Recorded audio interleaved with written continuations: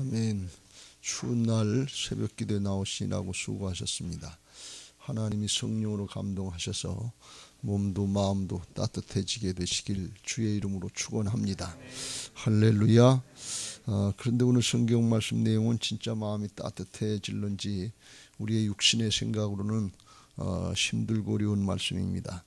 누가복음에서는 특별히 물질의 문제를 많이 다루고 있는 것을 볼 수가 있습니다. 그것은 우리 현실 가운데서 우리가 이 부분에서 많이 속기 때문에 그렇습니다. 이 부분이 잘 정리되시길 주의 이름으로 축원합니다. 하나님 앞에 우리가 신앙하면서 영원한 하나님 나라에 속한 영생의 삶을 산다고 하면서 땅에 속한 세상의 삶을, 세상 나라의 삶을 살고 있지 않은지 이게 자꾸 혼돈이 되니까 주님께서 이걸 아주 엄히 경계하셔서 많이 말씀하시는 것을 볼 수가 있습니다. 소위 말해서 부자 청년, 부자 관리가 주님 앞에 왔다가 물질 때문에 근심하고 돌아갔다. 그래서 주님이 경계해서 말씀하시길, 부자가, 재물이 있는 자는 하나님의 나라에 들어가기가 얼마나 어려운지 낙타가 바늘기로 들어가는 것이 부자가 하나님의 나라에 들어가는 것보다 쉬우니라 그랬어요. 이 사람은 어려서부터 말씀을 다 지키고 율법을 지켰다고 그랬으니까 신앙을 잘하고 복도 받은 그런 사람입니다.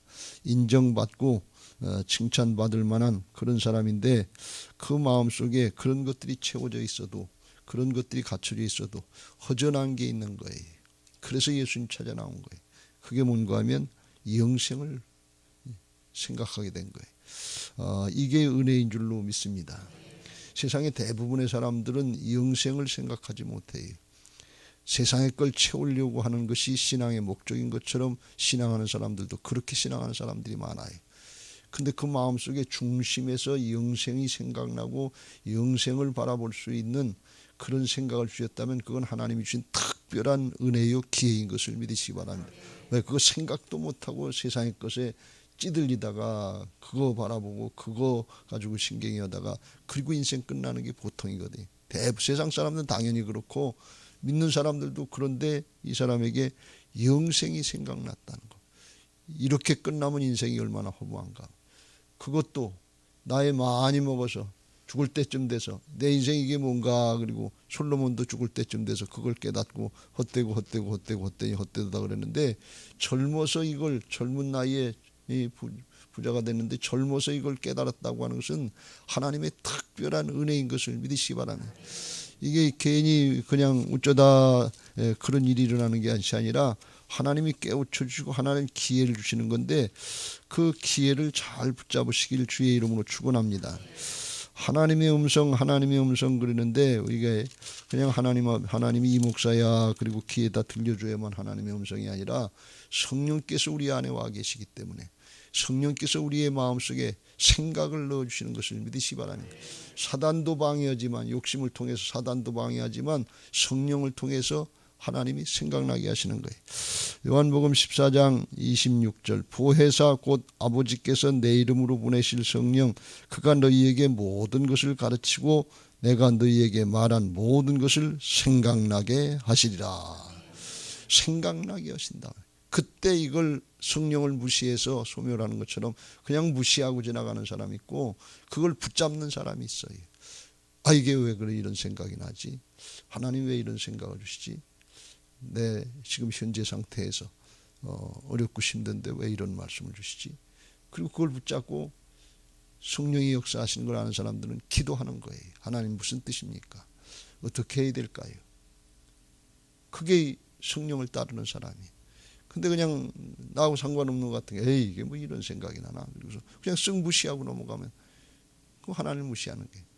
성령은 우리의 생각을 더 영으로 말씀하시는 것을 믿으시기 바랍니다.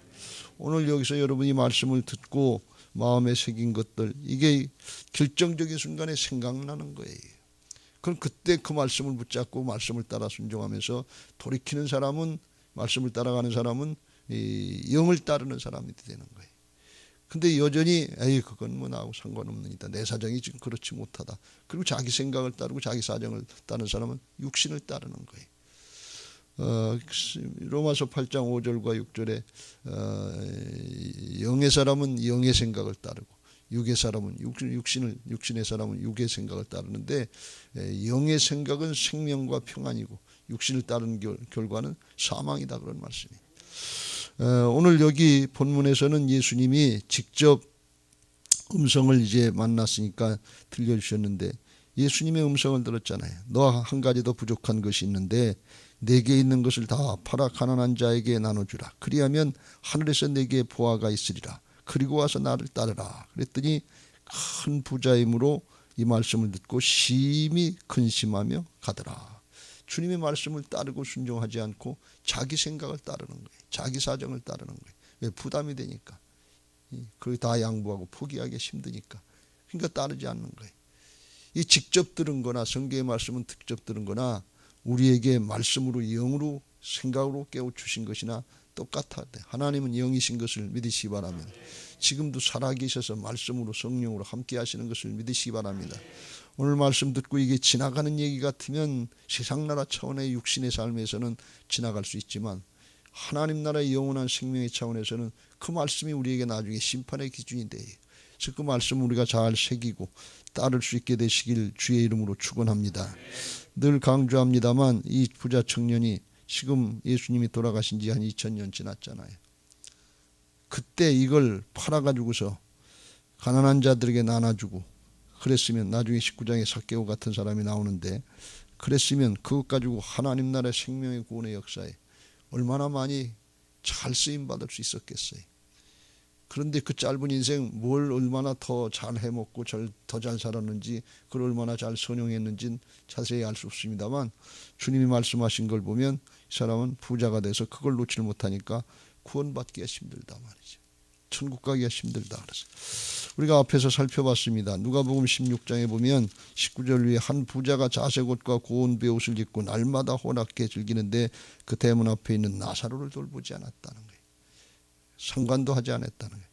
그러니까 이기적으로 자기만을 위해서 살았는데 잘 썼다고 잘 먹고 잘 살았다 그랬는데 그런데 거지도 죽고 부자도 죽었다. 다 죽어요.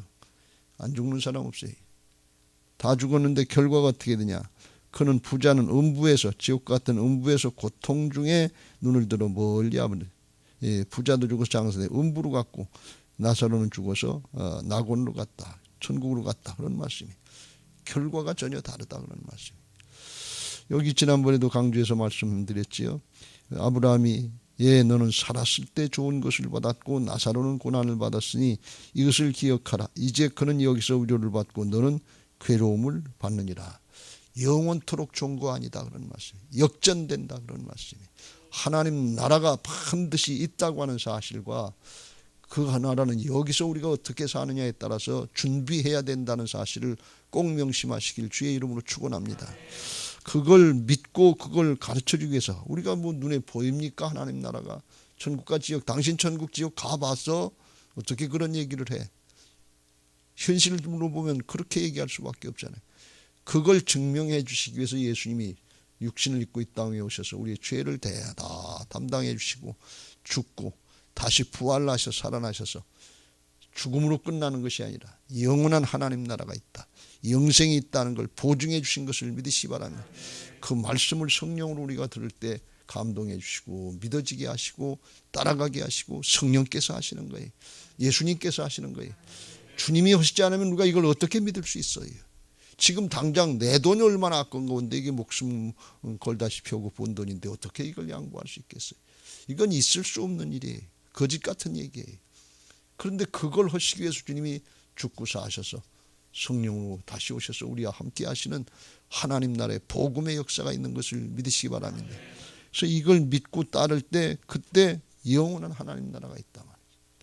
우리 앞에 신앙을 한 많은 믿음의 선배들, 조상들, 부모님들 많지만 그걸 믿고 그렇게 산 사람도 있고 그렇지 않고 그냥 자기 육신의 사정, 형편 핑계대고 그냥 무시하고 산 사람이 있는데 그 결과는 결국 하나님 나라의 말씀대로 심판의 자리에 서게 된다 하는 것을 우리는 명심해야 될 줄로 믿습니다. 그 마음에 영생에 대한 영원한 생명에 대한 욕구가 생겼다. 이게 큰 은혜지요. 그건 모르고 살게 돼 있는 게 당연한 건데 어떻게 알아요? 영생이 뭔지를 어떻게 알아요? 근데 그 생각을 줬다면 하나님이 기회를 주신 거예요. 이거 잘 명심하시고 붙잡으시길 주의 이름으로 축원합니다. 오늘 여기 나와서 이 말씀 듣는 귀가 복된 것을 믿으시기 바랍니다. 오늘 무슨 말씀 하실지 알고는 큐티한 사람들은 미리 알고 나왔을는지 모르지만 어저께 말씀 받고 오늘 다음 말씀인데 이거 볼 새도 없이 하루 살다가 그냥 나와서 말씀 듣는 게 우리 현실 아니에요. 오늘 무슨 말씀 하실는지 알 수 없어요. 내일 무슨 말씀 하실는지 알 수 없어요. 근데 그날 주시는 게 주님의 음성이다 그런 말씀이에요. 이거 명심하시길 주의 이름으로 축원합니다.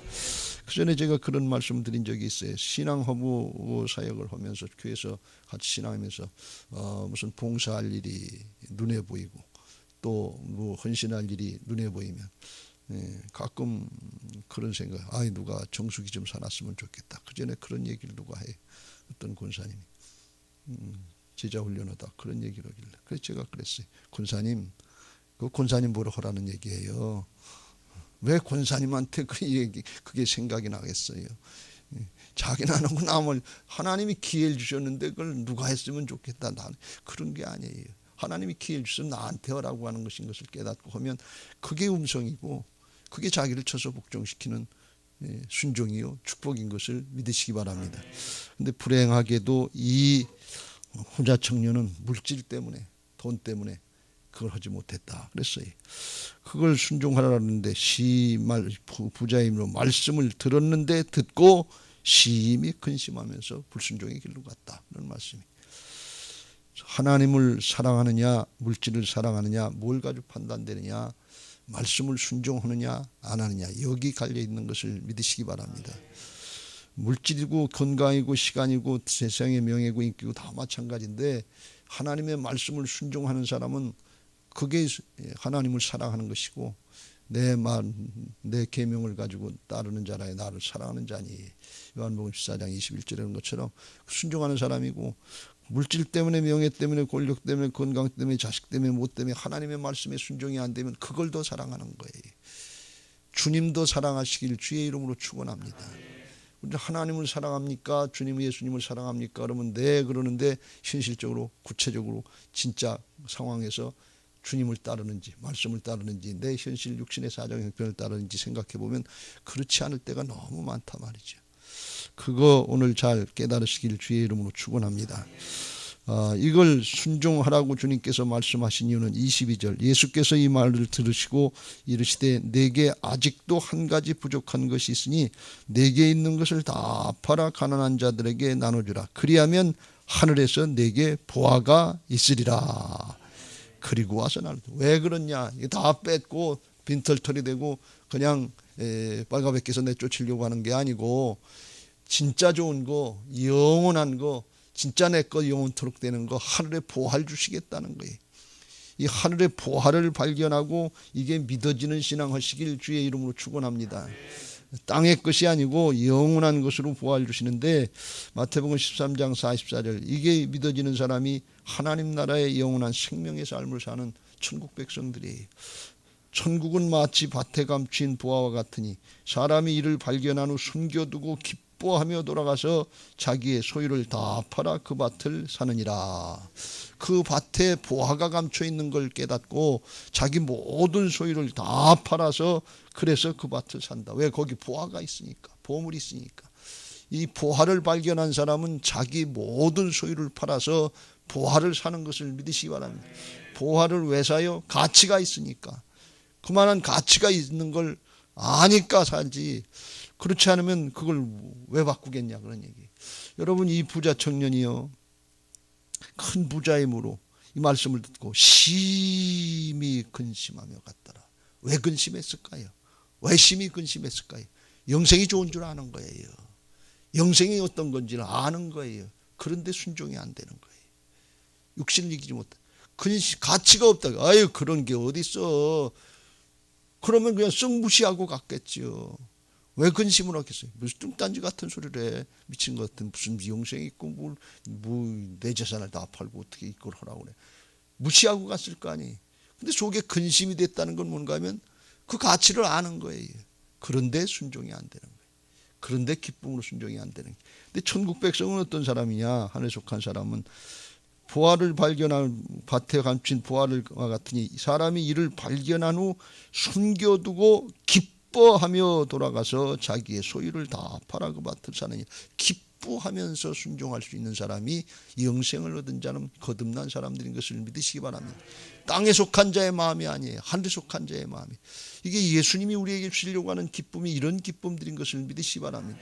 내가 이것을 너희에게 이르면 내 기쁨이 너희 안에 있어 너희 기쁨을 충만하게 하려 함이라. 내가 너희를 사랑한 것 같이 너희도 서로 사랑하라. 주님이 주시는 기쁨은 사랑하면서 누리는 기쁨이, 받으면서 얻는 그런 이기적인 욕심의 기쁨이 아니고 세상적인 기쁨이 아니고 자신까지 내주시면서 사랑하면서 기뻐하는 그 기쁨인 것을 믿으시기 바랍니다. 우리에게 이런 기쁨이 있어야 될 줄로 믿습니다. 우리가 지금 새 예루살렘 성전 들어서 할 일들이 많은데 어떤 기쁨? 주면서, 사랑으로 주면서 나누면서 복음을 나누면서 섬기면서 나누면서 그 기쁨을 누릴 수 있어야 이걸 끝까지 감당할 수 있어요. 여러분, 우리가 열심히 하는데 몇 번까지 열심히 할 수 있을까요? 인간적인 열심, 육신적인 열심으로 하면 조금 하다가 서로 티각태각해요. 나는 이렇게 하는데 당신은 왜 안 합니까? 판단하고 정죄하기 쉬워요. 그게 아니에요. 거듭나야 될 줄로 믿습니다. 주님의 기쁨이 있어야 돼요. 그래야 감당하지. 우리가 지금 감당해야 될 일이 너무나 많아요. 또 일을 열심히 하는 사람들은 그 몫으로 되기가 쉬운데 정말 주님의 기쁨이 있게 되시길 주의 이름으로 축원합니다. 그게 거듭난 자다 말이죠. 죽고 살아서 부활의 신앙으로 요나의 표적처럼 주님밖에 없습니다. 내가 사는 것이 아니라 내 안에 그리스도께서 사십니다. 이게 믿어져서 주님의 마음으로 되지 않으면 부활을 발견했는데 그걸 감당을 못하는 거예요. 바꾸는 걸 못하는 거예요. 여러분, 주님의 일을 하는 게 복입니까 아닙니까? 헌신하고 봉사하고 충성하는 게 하늘의 복입니까 아닙니까? 복이지. 모릅니까? 알지요. 근데 왜 안 기쁩니까? 기쁘게 못하는 거예요. 부활을 발견을 했어요. 근데 근심이 되는 거예요. 왜? 현실이, 육신이 힘들고 어려우니까. 그걸 바꿀 수 있는 사람이 천국 백성이에요. 그런 사람을 통해서 그걸 이 부자 청년이 했다면 하늘의 보화도 얻으려니와 자기도 영원한 축복을 받으려니와 그를 통해서 많은 사람들이 생명을 얻게 됐을 거예요. 예수님을 믿게 되고 하나님 나라를 들어가는 그런 은혜를, 그런 사역을 감당했을 거예요. 우리에게 그런 은혜가 있어야 될 줄로 믿습니다. 우리가 다 부자이지만 하나님께서 우리에게 각자가 주신 건강의 부자일 수 있고 시간의 부자일 수 있고 지식의 부자일 수 있고 복음의 부자일 수 있어요.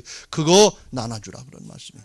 쥐고 있지 말고 기뻐하면서 즐거워하면서 바꿔야 될 줄로 믿습니다. 그때 하나님의 나라 역사에 쓰임받게 하실 줄로 믿습니다. 지난주에도 살펴봤습니다. 제자가 되라 그랬어요. 팬처럼 몰려다녔다가 열광하는 것 같다가 십자가 지라고 그러고 주님을 섬기고 따르라고 그러면 도망가는 관중 같은 군중 같은 그런 신앙이 아니고 주님의 삶을 재현시키려고 하는 하나님 나라의 생명의 역사를 확장시키려고 하는 제자의 삶을 사시길 주의 이름으로 축원합니다. 왜 그래요? 한 번밖에 살 수 없는 인생이기 때문에 그래요. 한 번 살다 죽는 것은 하나님이 정하신 이치인데 그 후에는 심판이 있으리니 그걸로 그냥 살고 끝나는 게 아니에요. 그래서 바른 신앙하라 말이에요. 주님 따라가야 되는데 그러려면 누가복음 14장 33절 이와 같이 너희 중에 누구든지 자기의 모든 소유를 버리지 아니하면 능히 내 제자가 되지 못하리라. 모든 소유를 다 버리라. 내 것 가지고 내가 하는 것처럼 하지 말라 그런 말씀이에요. 근데 이걸 어떻게 우리가 할 수 있냐 말이지. 이건 사람이 바뀌지 않으면 안 돼요. 이게 이걸 누가 할 수 있어요? 제자의 삶이 뭔가 하는 걸 알고 제자의 삶에 영적인 가치, 영원한 생명의 가치가 얼마나 귀한 것인가 하는 걸 깨닫고 그걸 바꿀 수 있는 사람만이 자기 건강도 바꿀 수 있고 시간도 바꿀 수 있고 물질도 바꿀 수 있고 지식도 바꿀 수 있는 거예요. 인기, 명예 내놓을 수 있는 거예요. 왜? 생명을 구원하는 일이니까. 하나님 나라를 확장시키는 것이고 한 생명을 구원하면 그게 천하를 얻는 것보다 더 큰 상급이 있다고 하는 말씀이 믿어지는 사람이에요. 그걸 한 사람들이 있단 말이지. 안 된다고 그걸 어떻게 해? 그리고서 쓸데없는 소리 하지 말라고 그런 마음으로 돌아갔는지 모르지만 19장으로 가보면 삭개오라고 하는 세리장은 부자인데 예수님 만나고 바뀌어서 되는 사람이 있더라 그런 얘기예요. 된 사람이 있더라 그래. 다 안 됐으면 그냥 우리도 핑계대고 안 하면 좋을 텐데 한 사람이 있다니까. 성령의 역사, 하나님의 역사를 받아들이면 은혜로 되는 사람이 있다니까요. 아유, 어떻게 그렇게 다 팔고 그렇게 제자 삶을 갈 수 있냐. 그런데 바울처럼 되는 사람이 있다면, 하나님께서 내게 주신 사명, 그 은혜의 복음을 전하는 일을 마치려 하면 내 목숨, 내 생명을 조금도 아까운 것을 여기지 아니하노라. 기쁘게 한 사람이 있다, 그런 얘기예요. 이게 하늘의 역사, 성령의 역사인 것을 믿으시기 바랍니다. 그래서 오늘 말씀하십니다. 그러면 누가 구원을 얻을 수 있습니까? 하고 제자들이 놀래서 말하니까 27절, 이르시되 무릇 사람이 할 수 없는 것을 하나님은 하실 수 있느니라. 주님이 우리 안에 오셔서 주인 되셔서 나는 죽고 내 안에 예수님이 사신 걸 믿고 그를 주님의 주권자로 따라가는 부활신앙이 될 때 주님이 우리를 통해서 일하시는 것을 믿으시기 바랍니다. 그래서 예수님이 요나의 표적밖에 없다. 네, 이건 인간적인 노력 가지고도 우리가 힘써서 날마다 자기를 쳐서 복종시켜야 됩니다만, 하나님께 맡기는, 나는 죽고 내 안에 주님이 주인 되셨다고 하는 육신의 옛사람은 주님과 함께 십자가에서 죽고 성령으로 내 안에 오신 주님이 나의 생명이 됐다고 하는 것을 믿는 새 생명으로 거듭난 자라야 이걸 할 수 있는 것을 믿으시기 바랍니다. 그러니까 우리는 거듭난 새 사람이 됐다, 하늘에 속한 자 하나님 나라의 자녀여 백성이 됐다는 걸 믿고 말씀을 따라 살려고 날마다 사모하면서 기도하는 게, 이게 주님 안으로 들어가는 것인 것을 믿으시기 바랍니다. 어제도 잠깐 말씀드렸습니다. 17절, 어린아이들, 내가 진실로 너희에게 이르노니 누구든지 하나님의 나라를 어린아이와 같이 받아들이지 않는 자는 결단코 거기 들어가지 못하리라. 우리 심령의 상태가 옥토와 같으면 어린아이와 같이 그냥 받아들이게 되어 있습니다. 그런데 길가밭과 같이 돌짝밭 같이 세상 것으로 꽉 차고 막혀있고 굳어져 있으면 이게 뿌리를 내릴 수가 없어요. 그냥 튀어요. 말씀이 튀어요. 귀에 들어가질 못해요. 마음에 들어가질 못해요. 한 귀로 듣고 한 귀로 흘려보고 말씀을 뺏기는 자로 들어간다. 평생 우리가 신앙하면서 예배 생활하는데 말씀 한번 듣고 그걸 따르고 순종했으면 주님 만나고 삭개오처럼 사마리아 여인처럼 바뀌어가지고서 하나님의 놀라운 역사에 쓰임받게 되는데, 그 인생이 아주 보배로운 인생이 되는데, 그게 평생 육신의 생각으로 현실의 사정에 판단하고 계산하다가 말씀을 받아들이지 못하는 거예요. 하나님이 기회를 안 주신 게 아니잖아요. 우리가 어떤 걸 것인가 하는 것을 잘 분별하시고 오늘 결단하시고 어린아이 같은 마음으로다가 받아들이시길 주의 이름으로 축원합니다. 예수님은 여기다 목숨 거셨잖아요. 그리고 성령으로 다시 오셔서 이제도 저제도 우리의 마음의 문을 두드리고 계시잖아요. 누구든지 내 음성을 듣고 마음 문을 열면 내가 그에게로 들어가서 그는 나로 더불어 먹고 나는 그로 더불어 먹으리라. 말씀을 먹는 신앙이 있다면, 말씀이 먹고 힘이 되고 능력이 되고 생명이 돼서 넉넉히 이겨나가는 그런 신앙이 있어요. 말씀을 듣고 판단하고 정죄하고 잊어버리고 가는 신앙이 있고, 말씀이 영의 양식인 것이 믿어져서 받아 먹고 힘이 되고, 어렵고 힘든 중에도 말씀을 들으면 힘이 되는 거예요. 하나님이 힘이 되는 거예요. 그래서 현실 가운데 주님이 나와 함께 하시는 걸 믿고 말씀 붙잡고 한 걸음 한 걸음 헤쳐나가고 이겨나가고 승리하는, 이기는 자들의 신앙이 되게 하시는 줄로 믿습니다. 할렐루야.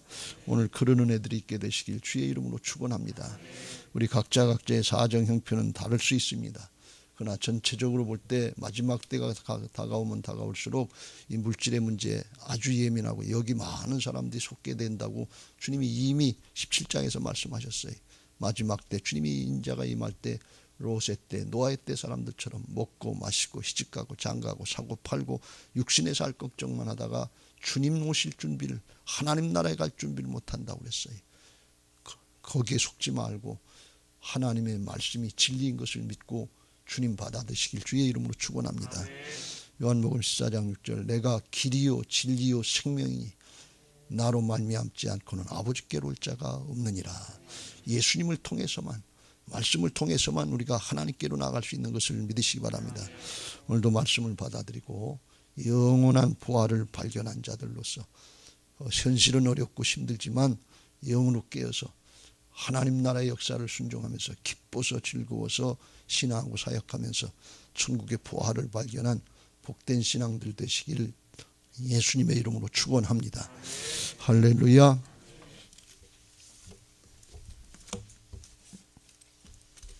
이제 우리가 다 같이 435장